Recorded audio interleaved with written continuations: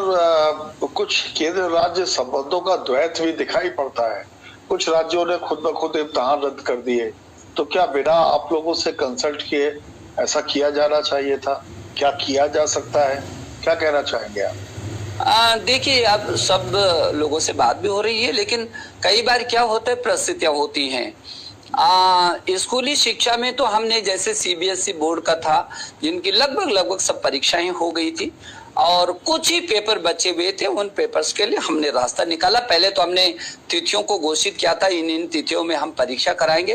तभी हमको लगा कि अब अभी भी परिस्थितियां सामान्य नहीं है और हमारी अपेक्षा हमेशा हमारा जो छात्र है उसकी सुरक्षा हमारा पहला काम है। पहले सुरक्षा, उसके बाद शिक्षा।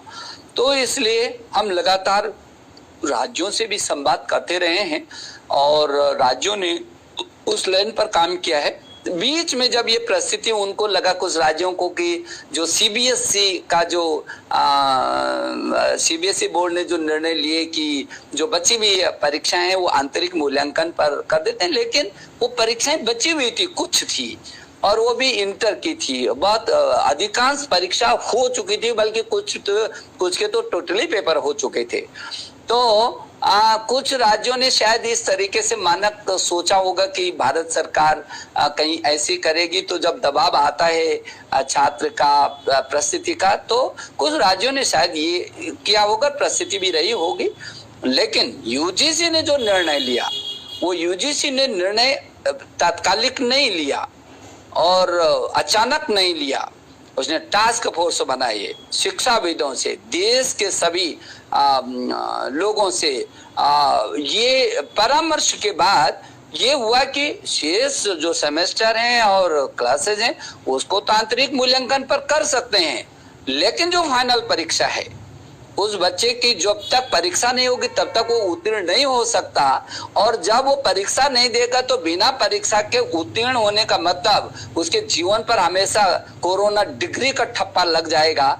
इस तरीके से वो अभी तो कुछ महसूस नहीं कर रहा है, लेकिन बाद में जब भी कोई वो नौकरी के लिए जाएगा, किसी संस्थान में जाएगा, तो वो अलग से चिन्हित, तो उसको सबसे पहले कहेंगे कोरोना काल का तो नहीं है जो बिना परीक्षा के।